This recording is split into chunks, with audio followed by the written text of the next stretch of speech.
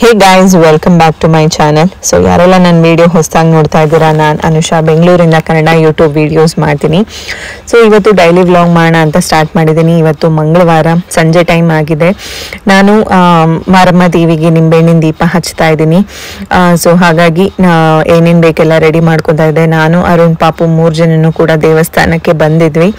So ಇದು 9 ವಾರ ಹಚ್ಚಬೇಕು ಅಂತ ಇರೋದು. ಇದು ಆ್ಯಕ್ಚುಲಿ ನಂದು 8ನೇ ವಾರ. ಸೊ ಇನ್ನು 1 ವಾರ ಇದೆ ಅಷ್ಟೇ. ಸೊ ಮನೇಲಿ ಏನೇನು ಬೇಕು ಎಲ್ಲ ಮನೆಯಿಂದನೇ ತೊಗೊಂಡು ಬರ್ತೀನಿ. ಬಟ್ ಮನೇಲಿ ಏನು ರೆಡಿ ಮಾಡ್ಕೊಂಡಿರಲ್ಲ, ಎಲ್ಲ ಇಲ್ಲೇ ಬಂದು ರೆಡಿ ಮಾಡಿಕೊಂಡು ಸೊ ಏನೇನು ಪೂಜೆಗೆ ಬೇಕು, ಅದು ಆರತಿ ಬೆಳಗಕ್ಕೆ ದೀಪ ಏನೇನು ಮಾಡಬೇಕು ಎಲ್ಲನೂ ಕೂಡ ನಾನು ದೇವಸ್ಥಾನದಲ್ಲೇ ಮಾಡ್ಕೊಳ್ಳೋದು. ಸೊ ಎಲ್ಲ ಹೆಣ್ಣು ದೇವರಿಗೂ ಈ ದೀಪನ ಬೆಳಗಲ್ಲ.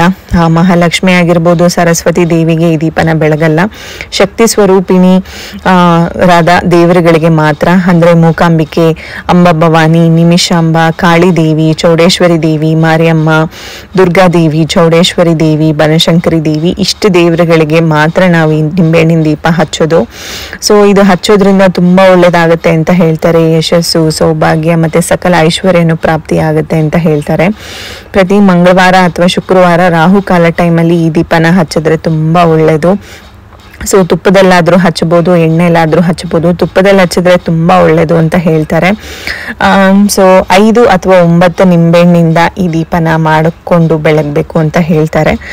ಬಟ್ ನಾನು 9 ವಾರನೂ ಒಂದೊಂದು ನಿಂಬೆಹಣ್ಣನ್ನ ಆ್ಯಡ್ ಮಾಡ್ಕೊತಾ ಬರ್ತೀನಿ. ಅಂದರೆ ಮೊದಲನೇ ವಾರ 1 ನಿಂಬೆಹಣ್ಣು ಹಚ್ಚಿದ್ರೆ, ಸೊ 2ನೇ ವಾರ 2 ನಿಂಬೆಹಣ್ಣು ದೀಪ, ಅದೇ ಥರ ರೈಸ್ ಮಾಡ್ಕೊತು 9 ವಾರಗಳಿಗೆ 9 ನಿಂಬೆಹಣ್ಣನ್ನ ನಾನು ಹಚ್ತೀನಿ. ಸೊ ಯಾವಾಗಲೂ ಅಷ್ಟೇ ಸರಿ ಸಂಖ್ಯೆಯಲ್ಲಿ ದೀಪಗಳನ್ನ ಬೆಳಗಬೇಕು. ಅಂದರೆ ಈಗ 1 ನಿಂಬೆಹಣ್ಣು ತಗೊಂಡು ನಾವು ಕಟ್ ಮಾಡಿದ್ರೆ 2 ಪೀಸ್ ಆಗುತ್ತಲ್ಲ, ಸೊ 2 ದೀಪ ಬೆಳಗಬೇಕು ಯಾವಾಗಲೇ ಆಗಲಿ. ಬೆಸ ಸಂಖ್ಯೆಯಲ್ಲಿ ಅಂದರೆ 3 ಆಗಿರ್ಬೋದು, 5 ಆಗಿರ್ಬೋದು. ಸೊ ಈ ಥರ ನಂಬರ್ಸಲ್ಲಿ ದೀಪಗಳನ್ನ ಬೆಳಗಬಾರ್ದು. ಸೊ ಪೂಜೆಗೆ ಏನು ಬೇಕು ಎಲ್ಲ ರೆಡಿ ಮಾಡ್ಕೊಳ್ತೀನಿ. ರೆಡಿ ಮಾಡ್ಕೊಂಡಾದ್ಮೇಲೆ ಫಸ್ಟು ಅದಕ್ಕೆ ಅರಿಶಿನ, ಕುಂಕುಮ, ಹೂವು ಎಲ್ಲ ಇಟ್ಬಿಟ್ಟು, ಸೊ ಅದಕ್ಕೆ ಫಸ್ಟು ಊದಿನ ಕಡ್ಡಿಯಿಂದ ಬೆಳಗಿ, ಅದಾದಮೇಲೆ ಅದಕ್ಕೆ ಪೂಜೆ ಮಾಡಾದ್ಮೇಲೆ ಅದನ್ನು ತಗೊಂಡೋಗಿ ನಾನು ದೇವರಿಗೆ ಪೂಜೆ ಮಾಡೋದು.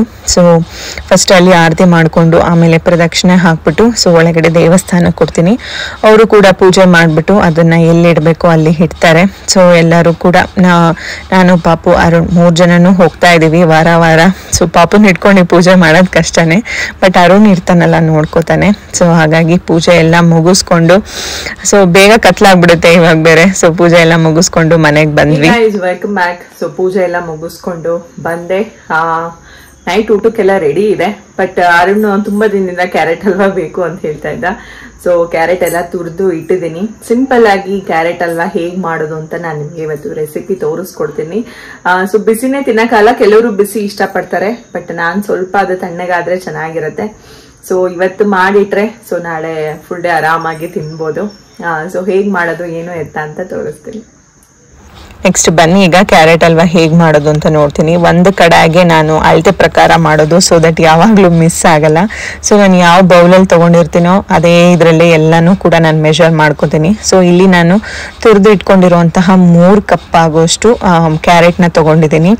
ಸೊ ನೀವು ಕ್ಯಾರೆಟ್ನ ತುರಿಬೇಕಾದ್ರೆ ಇದು ದಪ್ಪ ಅಲ್ಲಿರುತ್ತಲ್ಲ, ಸೊ ಅದರಲ್ಲಿ ತುರಿರಿ, ಚಿಕ್ಕದ್ರಲ್ಲಿ ತುರಿಯೋಕೆ ಹೋಗಬೇಡಿ. ಸೊ ದಟ್ ಅದು ನಾವು ಬೇಯಿಸಿದಾಗ ಫುಲ್ ಕಂಪ್ಲೀಟಾಗಿ ಮ್ಯಾಶ್ ಆಗಿಬಿಟ್ಟು ಅದು ಕ್ಯಾರೆಟ್ ಏನಿರುತ್ತೆ ಅದು ಬಾಯಿಗೆ ಸಿಗೋದೇ ಇಲ್ಲ. ಸೊ ಆದಷ್ಟು ಕ್ಯಾರೆಟ್ ಹಲ್ವಾಗೆ ದಪ್ಪ ಹಲ್ಲಿಂದನೇ ತುರಿಬೇಕು. ಸೊ ಫಸ್ಟು ಇದನ್ನು ನಾರ್ಮಲ್ ಇದರಲ್ಲಿ ತುಪ್ಪ ಹಾಕಿಲ್ದಂಗೆ ಏನು ಹಾಕಿಲ್ದಂಗೆ ಜಸ್ಟ್ ಫ್ರೈ ಮಾಡ್ಕೋಬೇಕು. ಯಾಕಂದರೆ ಹಸಿದಾಗಿರುತ್ತಲ್ವಾ, ಸೊ ಅದು ಹಸಿ ಸ್ಮೆಲ್ ಹೋಗೋವರೆಗೂ ಒಂದು 8 ರಿಂದ 10 ನಿಮಿಷ ಮೀಡಿಯಂ ಫ್ಲೇಮಲ್ಲಿ ಚೆನ್ನಾಗಿ ಫ್ರೈ ಮಾಡ್ಕೋಬೇಕು. ಸೊ ನಿಮಗೆ ಗೊತ್ತಾಗುತ್ತೆ ಅದು ಸ್ವಲ್ಪ ಕಲರ್ ಚೇಂಜ್ ಆಗ್ತಾ ಬರುತ್ತೆ, ಕಂಪ್ಲೀಟ್ ಅಲ್ಲ, ಸ್ವಲ್ಪ ಕಲರ್ ಚೇಂಜ್ ಆಗುತ್ತೆ. ಸೊ ಅದಾದಮೇಲೆ ನೆಕ್ಸ್ಟ್ ಇದಕ್ಕೆ ಹಾಲನ್ನ ಆ್ಯಡ್ ಮಾಡಬೇಕು. ಸೊ ಈಗ 3 ಕಪ್ ನಾನು ಕ್ಯಾರೆಟ್ ತೊಗೊಂಡಿದ್ರೆ 1.5 ಕಪ್ ಅಷ್ಟು ಹಾಲನ್ನ, ಅಂದರೆ ಅದರ ಅರ್ಧ ಪೋರ್ಷನ್ನಷ್ಟು ಹಾಲನ್ನ ಆ್ಯಡ್ ಮಾಡ್ಕೋಬೇಕು. ಸೊ ಹಾಲನ್ನ ನೀವು ಸಪ್ರೇಟಾಗಿ ಕಾಯಿಸಿಟ್ಕೊಂಡು ಹಾಕ್ಕೊಂಡ್ರೆ ಸೊ ಬೇಗನೆ ಬೇಯುತ್ತೆ ಅದು. ನೀವು ಹಸಿ ಹಾಲನ್ನ ಹಾಕಿದ್ರೆ ಮತ್ತೆ ಅದು ಹಸಿ ಹಾಲು ಕಾಯೋಕ್ಕೆ ಲೇಟ್ ಆಗಿಬಿಟ್ಟು, ಬಿಕಾಸ್ ಆಲ್ರೆಡಿ ಕ್ಯಾರೆಟ್ನ ನಾವು ಫ್ರೈ ಮಾಡಿರ್ತೀವಿ. ಸೊ ಹಾಗಾಗಿ ಹಾಲನ್ನ ಸಪ್ರೇಟಾಗಿ ಮೆಷರ್ ಮಾಡಿ ಇಟ್ಕೊಂಡು ಕಾಯಿಸ್ಬಿಟ್ಟು ಅದಾದಮೇಲೆ ನೆಕ್ಸ್ಟ್ ಇದಕ್ಕೆ ಆ್ಯಡ್ ಮಾಡ್ಕೊಳ್ಳಿ. ಸೊ ಅದು ಹಾಲು ಆ್ಯಡ್ ಆದಮೇಲೆ ಕಂಪ್ಲೀಟಾಗಿ ಅದು ಕ್ಯಾರೆಟ್ನ ಬೇಯಕ್ಕೆ ಬಿಡಬೇಕು. ಸೊ ಇದು ಕಂಪ್ಲೀಟ್ ಪ್ರೊಸೀಜರ್ ಯಾವಾಗಲೂ ಸಿಮ್ಮಲ್ಲಿ ಇಟ್ಕೊಂಡೇ ಮಾಡಬೇಕು ಅಥವಾ ಮೀಡಿಯಮಲ್ಲಿ ಇಟ್ಕೊಳ್ಳಿ. ಸೊ ಹೈ ಫ್ಲೇಮಲ್ಲಂತೂ ಬೇಡವೇ ಬೇಡ.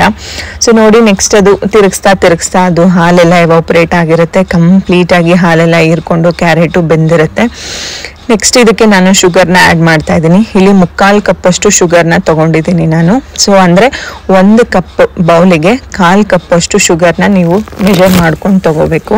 ಸೊ ಬೈ ಚಾನ್ಸ್ ನೀವೇನಾದರೂ 4 ಕಪ್ಪಷ್ಟು ಕ್ಯಾರೆಟ್ ತೊಗೊಂಡ್ರೆ 1 ಫುಲ್ ಬೌಲಷ್ಟು ನೀವು ಸಕ್ಕರೆನ ತೊಗೋಬೇಕಾಗತ್ತೆ. ಸೊ ನಾನು 3 ಕಪ್ ತೊಗೊಂಡಿರೋದ್ರಿಂದ 1/4 ಕಪ್ಪಷ್ಟು ಸಕ್ಕರೆ ತೊಗೊಂಡು ಇದನ್ನು ಕೂಡ ಆ್ಯಡ್ ಮಾಡಿದ್ದೀನಿ. ಸೊ ಸಕ್ಕರೆ ಆ್ಯಡ್ ಆದಮೇಲೆ ಅದು ಸಕ್ಕರೆಯಲ್ಲಿರುವಂತಹ ನೀರಂಶ ಎಲ್ಲ ಬಿಟ್ಕೊಳ್ತಾ ಬರುತ್ತೆ. ಸೊ ಬಿಟ್ಕೊಂಡು ಬಂದಾದಮೇಲೆ ಅದು ಮತ್ತೆ ಕಂಪ್ಲೀಟಾಗಿ ಅಬ್ಸರ್ವ್ ಆಗುತ್ತೆ. ಸೊ ಆವಾಗ ನೀವು ಕಂಪ್ಲೀಟಾಗಿ ಕಲರ್ ಚೇಂಜ್ ಆಗಿರೋದನ್ನು ನೋಡ್ಬೋದು. ಸೊ ನೋಡಿ ಕ್ಯಾರೆಟ್ ಕಂಪ್ಲೀಟಾಗಿ ಕಲರ್ ಎಲ್ಲ ಚೇಂಜ್ ಆಗಿದೆ. ಸೊ ಈಗ ಅದು ಸಕ್ಕರೆ ಅಂಶ ಎಲ್ಲ ಇದಾದಮೇಲೆ 2 ಏಲಕ್ಕಿಯಷ್ಟು ಪುಡಿ ಮಾಡಿ ಇಟ್ಕೊಂಡಿದ್ದೆ, ಅದನ್ನು ಕೂಡ ಆ್ಯಡ್ ಮಾಡ್ತಾ ಇದ್ದೀನಿ. ಸೊ ಯಾವುದೇ ಸ್ವೀಟ್ ಆಗಿರ್ಬೋದು ಏಲಕ್ಕಿನ ಆ್ಯಡ್ ಮಾಡಿದ್ರೆ ಅದ್ರ ಫ್ಲೇವರೇ ಚೇಂಜ್ ಆಗುತ್ತೆ. ನೀವು ಇದಕ್ಕೆ ಕೇಸರಿನೇ ಕೂಡ ಆ್ಯಡ್ ಮಾಡ್ಕೋಬೋದು, ಅದು ಕೂಡ ಒಂದು ಒಳ್ಳೆ ಫ್ಲೇವರ್ ಕೊಡುತ್ತೆ. ಸೊ ನೆಕ್ಸ್ಟು ಅದು ಹಾಕಿದ್ಮೇಲೆ ಎಲ್ಲನೂ ಕೂಡ ನೀಟಾಗಿ ಮಿಕ್ಸ್ ಮಾಡ್ಕೊತಾ ಬರ್ತೀನಿ. ಸೊ ಜಾಸ್ತಿ ಮಾಡಿದ್ರೆ ಇದು ಕೊನೆಗೆ ಸ್ವಲ್ಪನೇ ಆಗೋದು. ನೆಕ್ಸ್ಟ್ ಇಲ್ಲಿ ಒಂದು ಲಾಸ್ಟಲ್ಲಿ 3 ಟೇಬಲ್ ಸ್ಪೂನ್ ಅಷ್ಟು ತುಪ್ಪ ಹಾಕ್ತಾ ಇದ್ದೀನಿ. ಅಂದರೆ 1 ಬೌಲಿಗೆ 1 ಟೇಬಲ್ ಸ್ಪೂನ್ ಅಷ್ಟು ತುಪ್ಪ ಲೆಕ್ಕ ತಗೋಬೇಕು. ನಿಮಗೆ ಇನ್ನೂ ಸ್ವಲ್ಪ ಜಾಸ್ತಿ ಜ್ಯೂಸಿಯಾಗಿ ಏನಾದರೂ ಬೇಕು ಅಂದರೆ ಇನ್ನೊಂದು 2 ಟೇಬಲ್ ಸ್ಪೂನ್ ಅಷ್ಟು ತುಪ್ಪನ ಆ್ಯಡ್ ಮಾಡ್ಕೊಳ್ಳಿ. ಬಟ್ ನಾನು ಯಾವುದೇ ರೀತಿಯಾಗಿ ಆ್ಯಡ್ ಮಾಡ್ತಾಯಿಲ್ಲ. ಅರುಣ್ ಫಸ್ಟ್ ಹೇಳಿದ ಸ್ವೀಟ್ ಕಮ್ಮಿ, ತುಂಬ ತಲೆಗೆ ಹೊಡೆಯೋ ಥರ ಮಾಡಬೇಡ, ಸ್ವಲ್ಪ ಮೈಲ್ಡ್ ಆಗಿರಲಿ ಅಂತ ಹೇಳಿಬಿಟ್ಟು. ಸೊ ಆಮೇಲೆ ಡ್ರೈ ಫ್ರೂಟ್ಸ್ನ ಹಾಕಿ ನೀಟಾಗಿ ಮಿಕ್ಸ್ ಮಾಡಿದ್ರೆ ಕ್ಯಾರೆಟ್ ಹಲ್ವಾ ರೆಡಿ ಆಗುತ್ತೆ. ಸೊ ಇಷ್ಟೇ ಸಿಂಪಲ್. ಇದನ್ನು ಹೇಗಿದೆ ಅಂತ ಫಸ್ಟು ಅರುಣಿಗೆ ತೊಗೊಂಡೋಗಿ ಕೊಡ್ತೀನಿ ಹೇಗಿದೆ ಟೇಸ್ಟ್ ಅಂತ. ಸೊ ಬಿಸಿಲು ತಿಂದರೂ ಚೆನ್ನಾಗಿರುತ್ತೆ, ಆರಿದ ಮೇಲಂತೂ ಇನ್ನೂ ತುಂಬ ಚೆನ್ನಾಗಿರುತ್ತೆ. ನೀವು ಕೂಡ ಈ ಸಿಂಪಲ್ ರೆಸಿಪಿನ ಆರಾಮಾಗಿ ಟ್ರೈ ಮಾಡ್ಬೋದು. ಚುಟ್ಟ ತಿಂದ್ಬಿಟ್ಟು ಹೇಳು ಹೆಂಗೈತೆ. ಸ್ವಲ್ಪ ಚುಟ್ಟ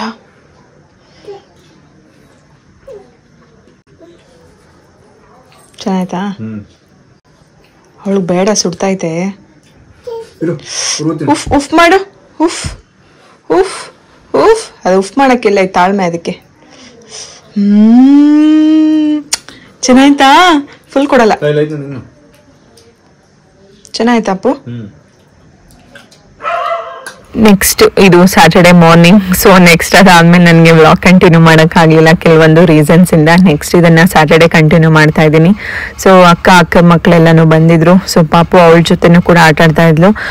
ಇವಳು ಸೈಕಲ್ ಮೇಲೆ ಕೂತಿದ್ದಾಳೆ ಅಂತ ತುಂಬಾ ಕಿರಿಚ್ತಾ ಇದ್ಲು. ಯಪ್ಪ ನೀವೇ ನೋಡಿ.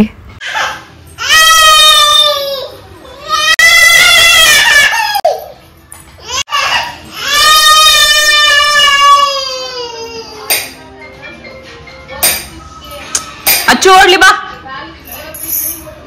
ಅಯ್ಯೋ ಅದ್ಯಾಕ್ ತೆಗ್ದೆ?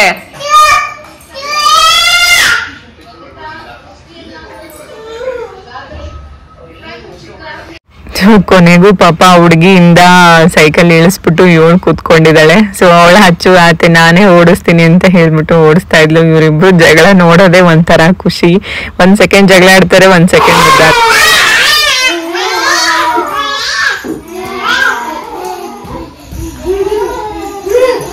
ಹೇ guys, welcome back. So Tuesday vlog start ಮಾಡಿದೆ, ಬಟ್ ಕಂಟಿನ್ಯೂ ಮಾಡೋಕ್ಕಾಗಲಿಲ್ಲ. ಸೊ ಇದು ಬಂದು ಆಲ್ಮೋಸ್ಟ್ ಸ್ಯಾಟರ್ಡೇ ಇದು.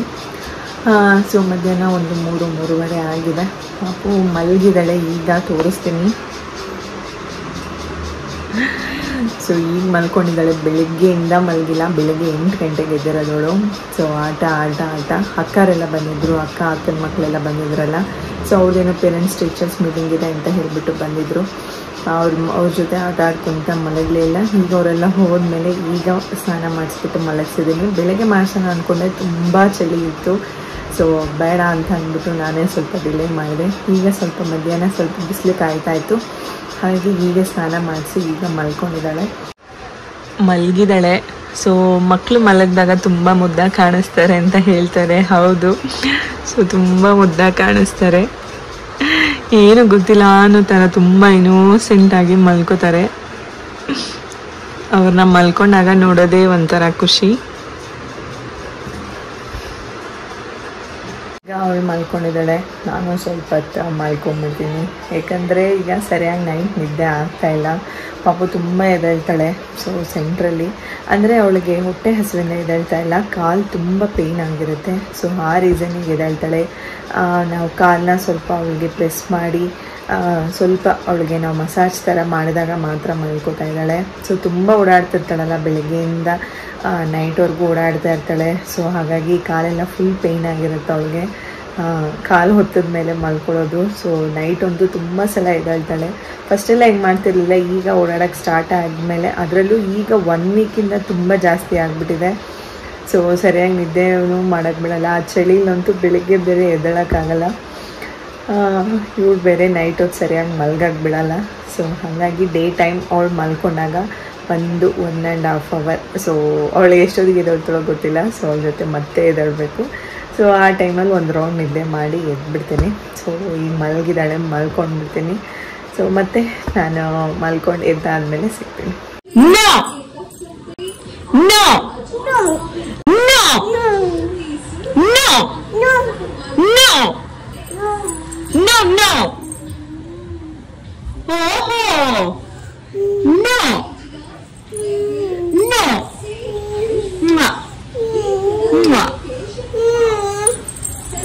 ಏಯ್ ಕಳ್ಳ, ಎಲ್ಲಿ ಹೋಗ್ತಾ ಇದ್ದೀರಾ?